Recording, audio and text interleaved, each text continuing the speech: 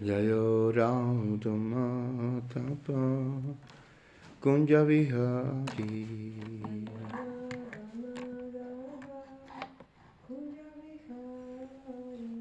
Gopijana Vallabha Giribharadari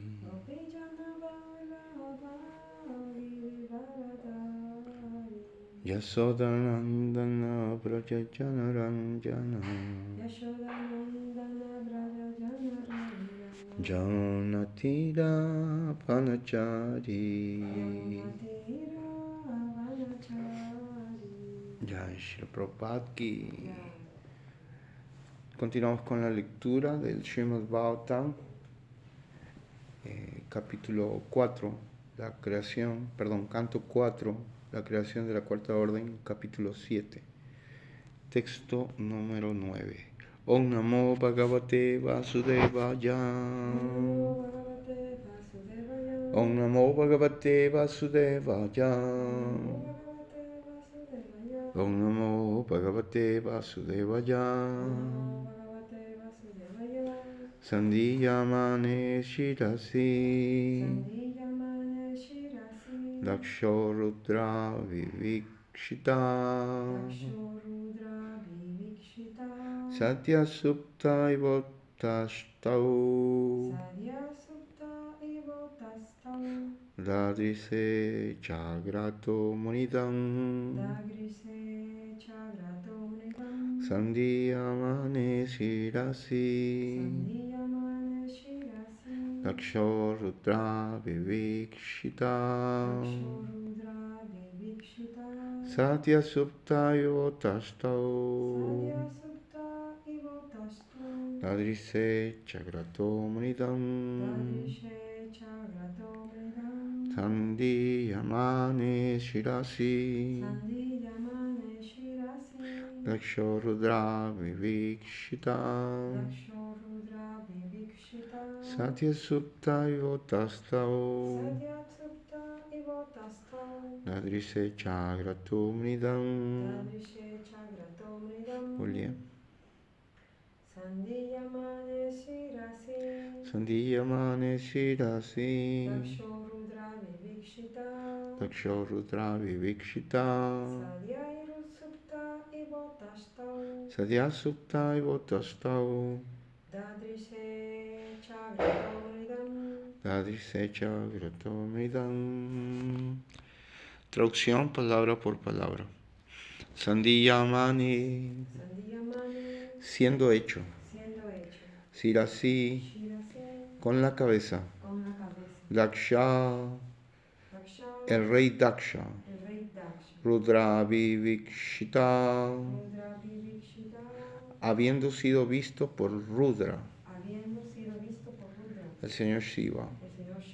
Sadhya, tan pronto como. Supte, durmiendo. Iva, como. Utastau, despertó. Dadrise, vio. Cha, también. Agrataha, frente. Manidam, al señor Shiva. Traducción y significado por su digna gracia Bhaktivedanta Swami Srila Prabhupada Ki.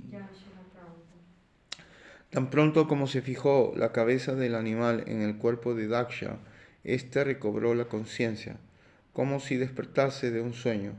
El rey se encontró al señor Shiva de pie ante él. Significado. El ejemplo que se da en este verso es que Daksha se levantó como si despertase de un profundo sueño.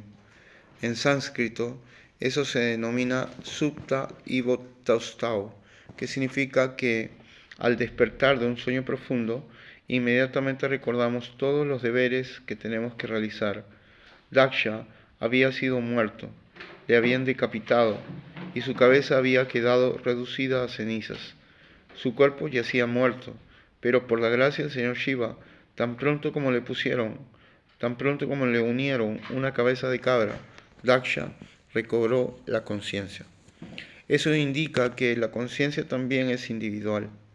En realidad, cuando recibió la cabeza de cabra, Daksha estaba recibiendo un nuevo cuerpo, pero como la conciencia es individual, su conciencia siguió siendo la misma, a pesar del cambio de condición física. Así pues, la constitución física no tiene nada que ver con el nivel de conciencia. La conciencia viaja con el alma que transmigra. En la historia védica encontramos muchos ejemplos parecidos, como el caso de Maharaj Bharata, quien después de abandonar su cuerpo de rey pasó a un cuerpo de siervo, pero conservando la misma conciencia.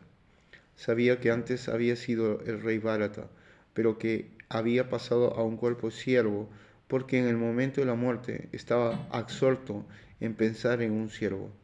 Sin embargo, a pesar de su cuerpo de siervo, su conciencia era como la que tenían en el cuerpo del rey Bharata. Su conciencia era como la que tenía en el cuerpo del rey Bharata. El Señor lo ha dispuesto todo de manera tan perfecta que cuando alguien se vuelve consciente de Krishna, no cabe la menor duda de que en su siguiente vida será un gran devoto de Krishna, aunque reciba otro tipo de cuerpo. Jai. Srila Prabhupada ki. Om Akyanatimirandasya Kyanandanyana Sulakaya Chaksurum Militan Yena Tasmai Shigurove Namaha. Nací en la ignorancia más oscura, mi maestro espiritual, su santidad Hanama Prishak Swami, está abriendo mis ojos con la antorcha del conocimiento, al ofrezco más humilde y respetuosa reverencia. Srila Prabhupada ki.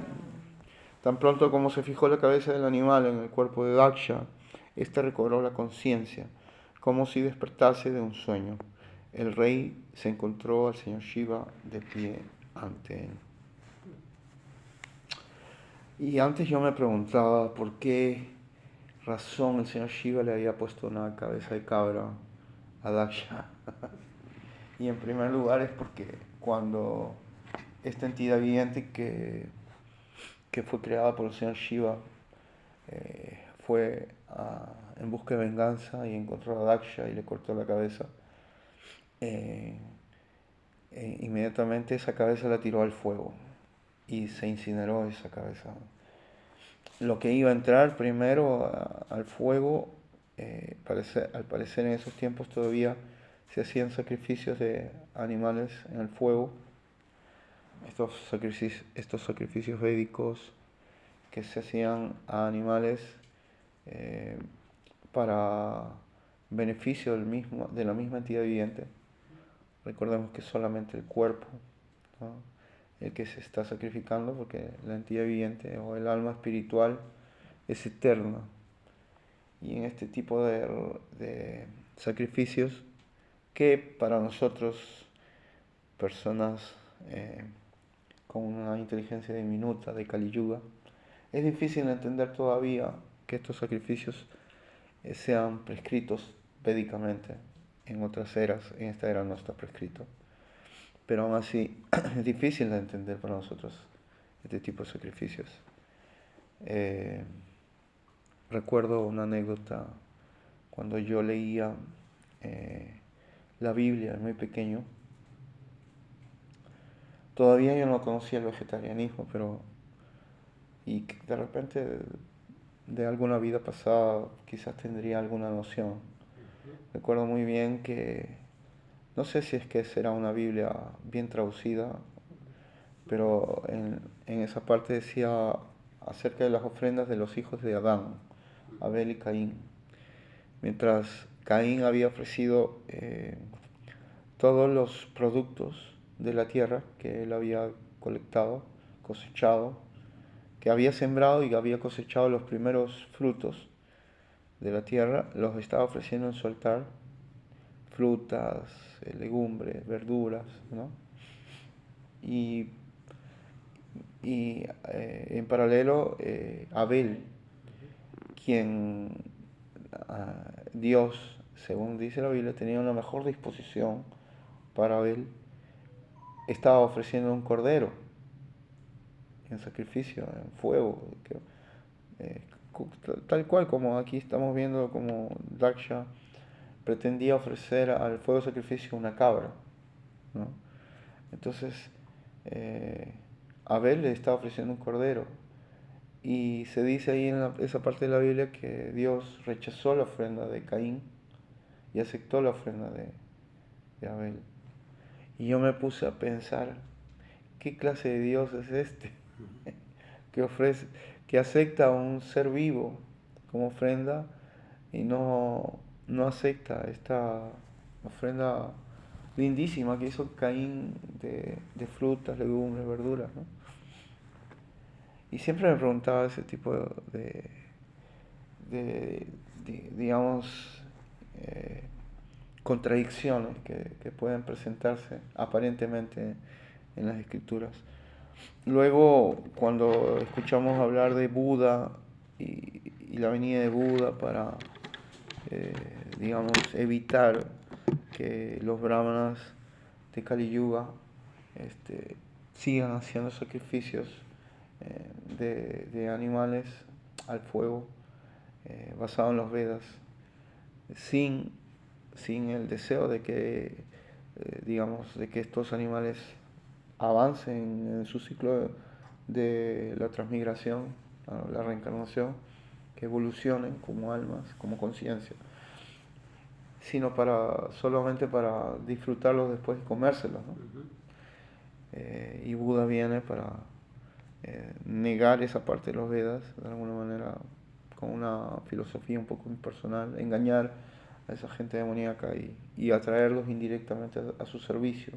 Buda es Krishna, así es que en las próximas vidas estos budistas, que eran impersonales como budistas, debido a su servicio indirecto hacia Krishna, hacia Buda, nacerían con una mejor oportunidad de un servicio, esta vez ya un proceso más personal.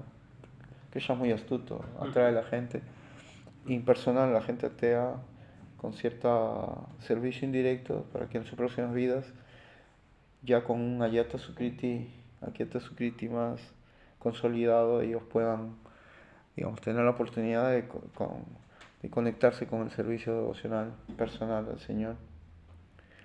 Pero así es como es que Daksha obtiene esta cabeza de cabra, porque ese era el animal que se iba a ofrecer al fuego.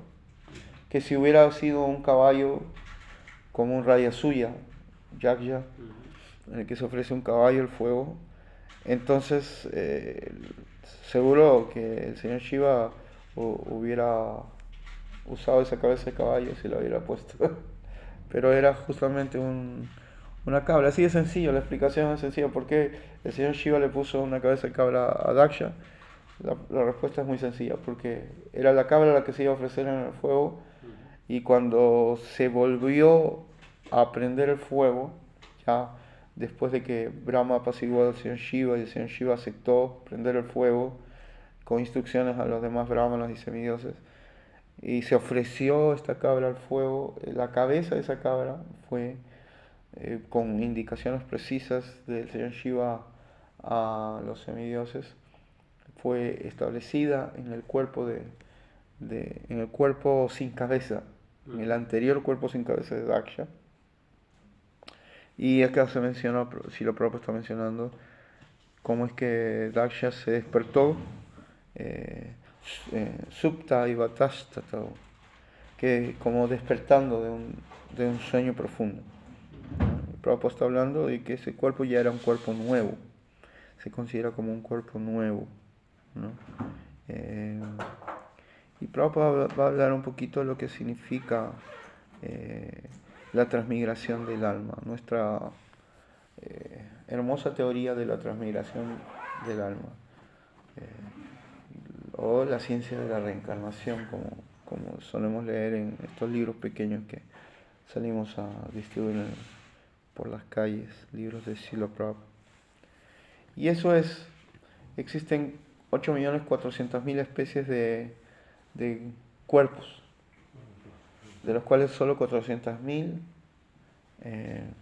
son clases de seres humanos, que están desde de las categorías primitivas hasta los semidioses, desde las categorías incivilizadas hasta los más civilizados o divinos como los semidioses, tanto asuras como suras.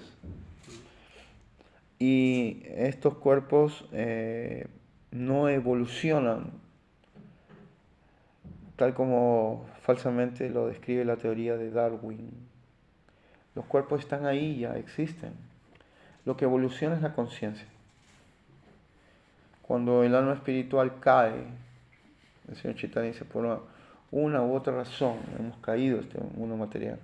Cuando el alma espiritual cae al mundo material y se contamina, aunque el alma es incontaminable, su conciencia, se olvida su conciencia debido a estas coberturas corporales, físicas y sutiles. El alma espiritual se identifica con estos nuevos cuerpos, tanto cuerpo burdo como cuerpo sutil, mente, inteligencia y ego falso. El cuerpo sutil está conformado de mente, inteligencia y ego falso. Y el cuerpo burdo de los 5 elementos y 24 elementos en total, pradana, ¿no? De la creación material. Entonces, cuando se identifica con todo eso se llama ego falso. Y al identificarse con esos cuerpos, surgen deseos para gratificar esos cuerpos, tanto cuerpo burdo como cuerpo sutil. Porque se considera esos cuerpos, desea elementos para satisfacer esos cuerpos. Si él supiera, si la entidad viviente supiera que es un alma espiritual, Jivera, Swarupa, Hoy, Krishna, Nityadas, que es un alma espiritual eterna, entonces sus deseos cambiarían. Ya no tendría deseos para complacer este cuerpo y empezaría a construir deseos para complacer su cuerpo espiritual, ¿no? Que está hecho de diferentes elementos. El cuerpo espiritual está fabricado a base de 3 elementos: Sat, Chit, Ananda, que es eternidad, conocimiento y bienaventuranza. Entonces, desear cosas temporales para un cuerpo espiritual eterno no es compatible, raza base, no es compatible. Del mismo modo, desear cosas espirituales para un cuerpo temporal tampoco es compatible. Si pensamos que las cosas, o sea, yo me quiero ir digamos, al mundo espiritual, pero con todas mis posesiones materiales y mis deseos materiales, eso no va a ser posible. Por supuesto que cuando una persona realiza actividades espirituales, se espiritualiza su conciencia y espiritualiza también sus cuerpos, tanto sutil como burdo. Estos cuerpos se espiritualizan al punto en que en un momento, cuando él obtiene la liberación, su cuerpo burdo y su cuerpo sutil y su cuerpo espiritual no son diferentes. Viene el avión de Vaikunta con los Vaikunta Vasis, con los Vishnudutas, sirvientes del Señor Vishnu, a llevárselo y se lo llevan con el mismo cuerpo. Existen esos casos, se menciona en la escritura. Y por supuesto que otros asumen su cuerpo original que está allá en Vaikunta o en Goloka Vrindavan. ¿Y cómo podemos saber esto? Pues alguien puede decir, ¿no?, y desafiar nuestra filosofía o nuestros argumentos. ¿Y tú cómo sabes? ¿Alguien de ustedes ha vuelto? ¿O hay alguien que exista para contar que se fue a Vaikunta? Y sí, no existe. Hay que tener fe, ese porcentaje de fe para aceptar las escrituras, ¿no? Las escrituras a las personas santas y al maestro espiritual. Si no tenemos esa capacidad, ese porcentaje de fe para creer fervientemente, fe significa creer fervientemente, no es dudando, es fervientemente, creo con seguridad que lo que me dice el guru, los sadhus, las personas santas y las escrituras de verdad. Y si no tengo esa fe ferviente, no puedo practicar un proceso espiritual. Definitivamente no. Tengo que trabajar en mi fe. Tengo que trabajar en primer punto tengo que trabajar en mi fe. Y eso es una cualidad de cuerpos asuras. Cuando Krishna habla a Arjuna en Bhagavad Gita, en la Bhagavad Gita de las dos clases de cuerpos divinos y asuras y asuras, suras y asuras, o sea, divinos y demoníacos. La principal naturaleza, la principal cualidad de la naturaleza demoníaca es la de no seguir la autoridad. Esa es la principal cualidad de la naturaleza demoníaca, de querer ser yo. Aham dice, yo soy el disfrutador, yo soy el propietario, yo soy el benefactor, yo y mío, yo y mío. Esa es la principal cualidad de la naturaleza demoníaca. En Kali Yuga nosotros tenemos naturaleza demoníaca y naturaleza divina que están batallando. Hay una lucha en mi interior, dice. Hay un lobo blanco y un lobo negro luchando dentro de mi corazón. Es una historia de los indios Hope. Sí, pero ¿qué le dice? Quería decir que la Prabhupada dijo en una oportunidad que menos mal que Krishna en Kali Yuga vino con la forma del señor Chaitanya, ¿no? con la intención de matar solamente el demonio de la mente, ¿no? Porque si venía con el humor de Krishna los hubiese matado a todos, porque en Kali Yuga el demonio y el devoto conviven habitan en el mismo cuerpo. Y como usted dice, Kali Yuga empieza.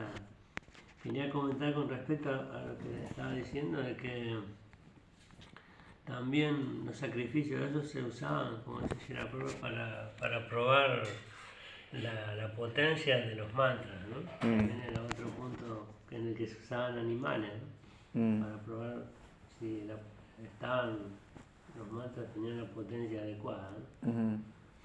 Y otro punto también que me vino a la mente, una vez se le pregunta a Srila Prabhupada cómo si el corazón es el asiento del alma.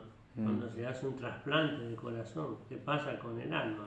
Más o menos como lo que usted estaba diciendo de la cabeza, ¿no? De que se le puso una nueva cabeza.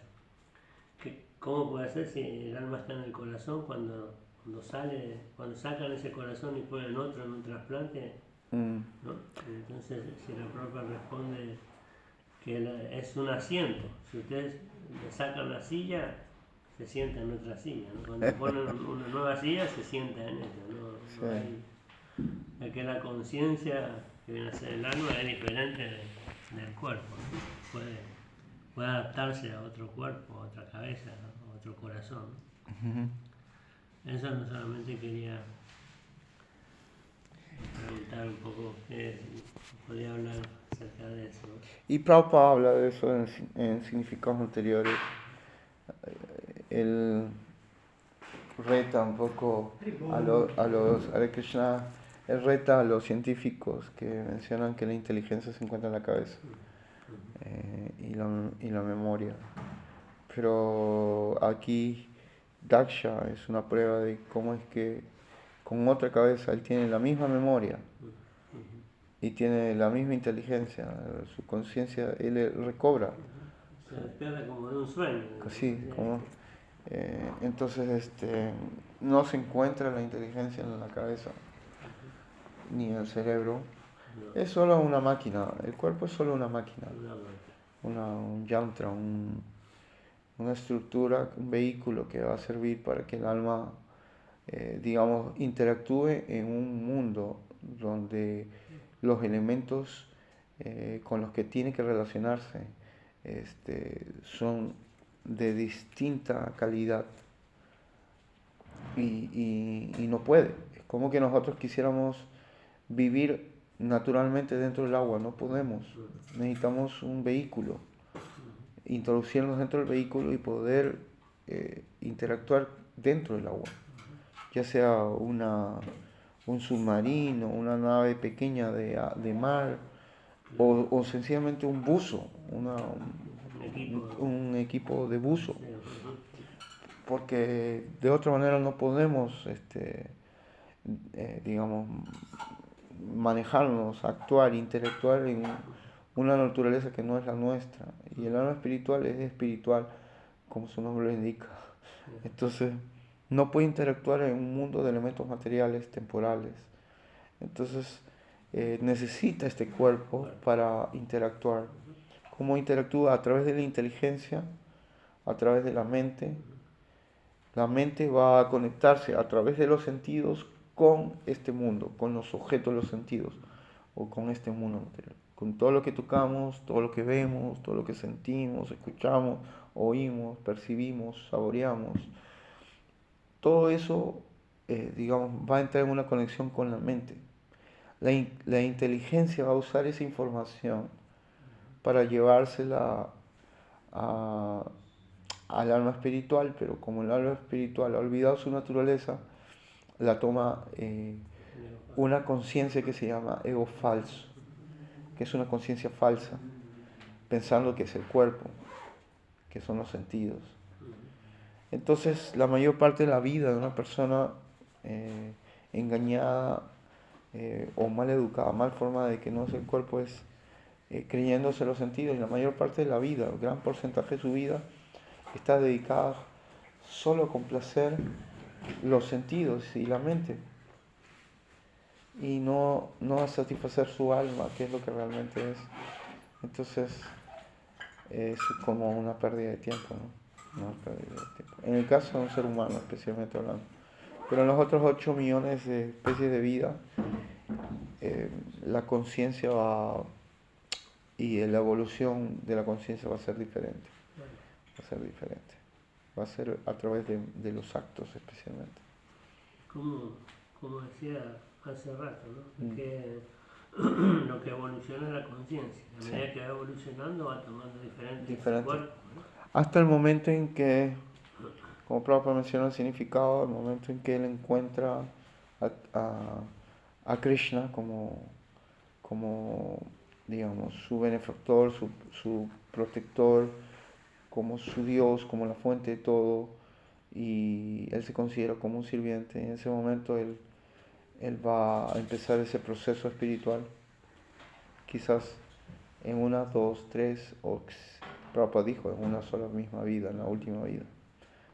O quizás tenga que nacer. Krishna le contesta a Arjuna que el yogi que fracasa, que es una pregunta que le dice a Arjuna, ¿qué le pasa al yogi que fracasa? Nosotros somos yogis también, bhakti yogis. Y especialmente al bhakti yogi se refiere Krishna, que al yogi que fracasa tiene 3 nacimientos debido a su evolución de conciencia. Si no evolucionó mucho su conciencia, es una familia aristocrática. Si evolucionó un poco más que eso, en una familia de personas religiosas, brahmanas, religiosas, que no solo brahmanas solo se refiere a Vaishnava, brahmanas pueden ser también católicos, religiosos, naturaleza brahmínica, así de simple. Entonces, ese es el caso de la mayoría de los discípulos de Prabhupada y la mayoría de todos nosotros, ¿no? Y en el Bhagavad Gita Krishna le dice, y si avanzó más, pero no alcanzó a liberarse, van a ser como hijos de una familia de brahmanas Vaishnavas, o sea, de religiosos Vaishnavas. Y por supuesto que en cada una de las 3 hay diferentes categorías también, niveles, ¿no? Hay diferentes niveles. Por ejemplo, una familia de Vaishnavas no tan estrictos, o una familia de Vaishnavas más o menos estrictos, una familia de Vaishnavas sumamente estrictos, ¿no? Entonces son diferentes niveles, diferentes nacimientos, quizás, y uno puede tener esa experiencia, ¿no? Hay familias Vaishnavas en que los padres todavía son un poco menos, no quiero decir relajados, menos estrictos, y entonces la educación y la formación para sus hijos no es tan fuerte en la conciencia de Krishna, ¿no? Sus hijos estudian en colegios de afuera, recibiendo educación demoníaca, como decía Prabhupada, asociándose con gente digamos, Materialista. sí, materialista. Entonces, su educación como devoto no es fuerte de esos niños. Así que, Es más pero fácil caer sí, también, ¿no? en una etapa media, devotos un poco más serios reciben educación de sus propios padres, viven en comunidad con devotos, asociación con devotos, y se intoxican, especialmente en la niñez, con mucha conciencia de Krishna y eso va a ser muy importante para la educación de ellos. Y en casos más elevados, una familia de Vaishnavas elevados, padres elevados, Vaishnavas elevados, nace el hijo de parte de ellos, de Madhyamadikaris o Uttamadikaris. Eso es una gran bendición, porque la asociación con ellos, solamente el contacto con ellos, los va a hacer avanzar rápidamente, ¿no? Pero eso no es una casualidad, eso es producto de su avance espiritual de una vida previa, ¿no? Vamos a dejar aquí. Un merecimiento. Sí, sí, vamos a dejar aquí. Vamos a seguir hablando de estos temas. Está muy bonito Srimad Bhagavatam, siempre es nectario. Grantara Srimad Bhagavatam ki, Srila Prabhupada ki, Gaura Premanandi, Manchakalpatarubhyascha, Kripa Sindhu, Vyayevacha, Patitanam Pavanebhyo, Vaishnavebhyo, Namo Namaha.